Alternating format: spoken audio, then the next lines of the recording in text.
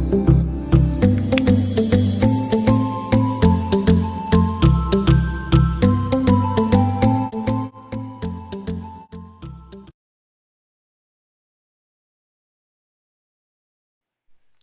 everyone, this is Siva Navin, social science teacher. In today's class, we are going to learn about our constitution. In this chapter, you are going to learn on the constitute assembly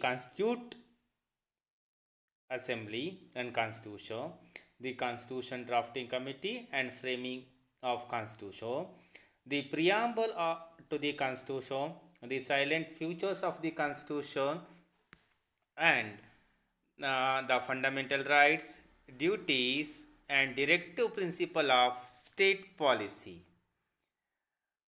So, coming to the syllabus, we have to know what is the constitution, what is the definition of constitution, when it has been enforced, it is under we can say as a 26th of January. What are the silent future?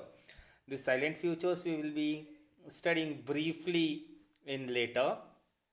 Before that, we know before India got the independence, India was ruled by the foreign people. We can say as India as a colonial country also, right? After the Indian independence, what we are they? After the Indian independence, the India had faced many problems soon after. Rehabilitating the refugees who migrated from Pakistan, merger of the princely states, maintenance of law and order are the challenges during the beginning of independence.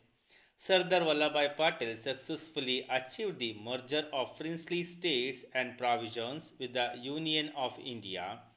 Even the challenges of framing constitution in order to enable us to govern country was also fulfilled. Now let's know about the structure of our constitution, its characteristics, and about the fundamental rights and duties are mentioned therein.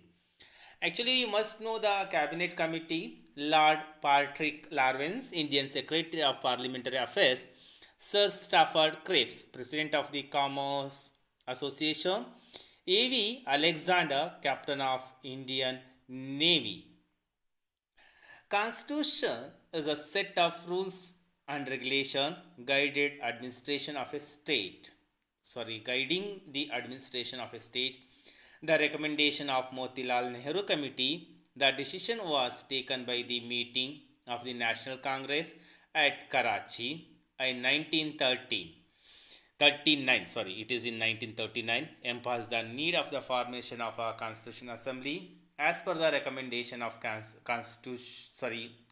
Commission. A constituent assembly with Indian members was formed in 1946. The assembly had 389 members. With the partition of India, the total number come down 299. There were 7 members from Mysore Princely State. The meeting of new Constitution Assembly was held on 9th December 1946. The next meeting, 11 December 1946, were under the chairmanship of Dr. Rajendra Prasad. Eminent persons like Jawaharlal Nehru, Sardar Vallabhbhai Patel, Dr. B.R. Ambedkar, Maulana Abdul Kalam Azad, Rajagopalachari, K.M. Munshi, T.T.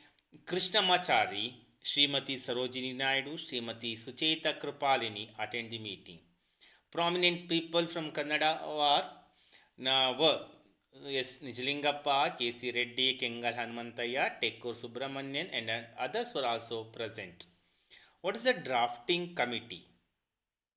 So the Constitution Assembly formed 22 committees and 5 subcommittees to examine in detail all the issues which related to the country. Dr. B.R. Ambedkar was the chairman of one of the most important committees, that is drafting committee. Based on his contribution to the framing of the Constitution, he is called Chief Architect of Indian Constitution. It is they will ask for 1 marks who is the architect of Indian Constitution. It is none other than Dr. B.R. Ambedkar, and other members of this committee were N. Gopalaswamy Iyengar, Aladi Krishnaswamy Iyer, K. M. Munshi, T. T. Krishnamachari, and other some eminent statesmen. Actually, the demand of Purna Swaraj, that is none other than total freedom for India, was adopted by Lahore session, which took place on January 26th of 1930. It was commemorate this event. The new constitution was adopted January 26, 1950. The Constitution Assembly took 11 months and 18 days to complete its work. During these discussions, various laws enacted by the British government in 1909, 1919, and 1935. About this, you are going to learn in the next year in history. The British parliamentary system, the American Bill of Rights, the social directive policy of Ireland were studied, and some elements of those were incorporated. Finally, Indian Constitution was approved on 26th November 1949 and which came into force 26th January 1950. This day, that is January 26th, we are celebrating as the Republic Day. Preamble, we have to tell here, preamble to the Constitution. The Indian Constitution has combined in itself the best features of the different constitution, the world, and has its own preamble. The preamble contains fundamental policies and ideals of the Constitution. It is a sum of the structure, values, principles, and goals of the Constitution.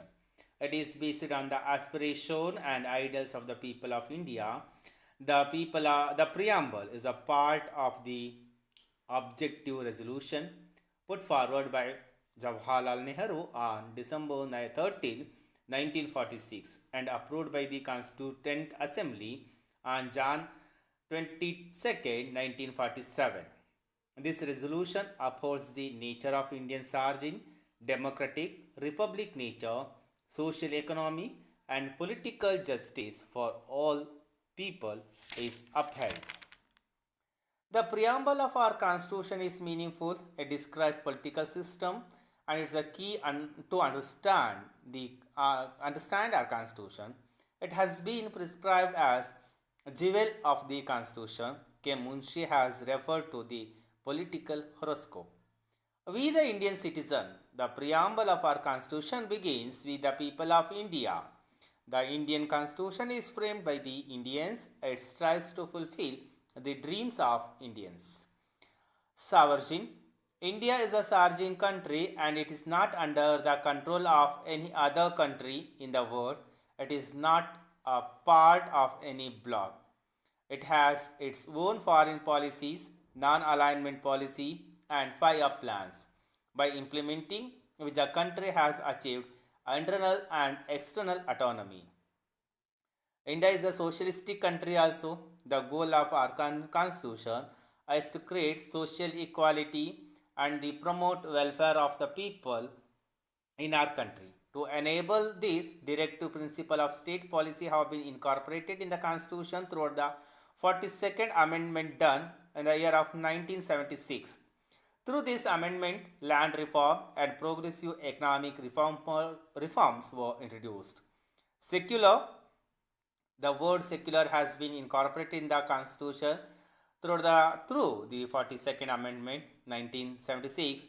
No religion has given the status of a national religion, so India is a secular country.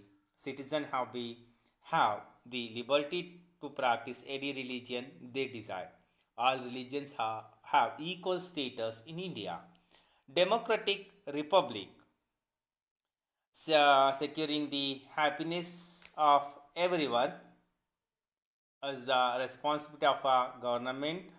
In democracy, problems are solved through discussion. Elections were held every 5 years through universal adult franchise. Universal adult franchise means all are the cross the age of 18. They can elect their leaders. That is, The fact that our head of state, President of India, who is elected for a period of 5 years, proves our country is republic. In the upcoming class, I am going to talk on more on silent futures of our constitution, directive state policy. Thank you for watching video. Have a great day ahead. Don't forget to stay tuned to GJS. Thank you. Have a great day ahead.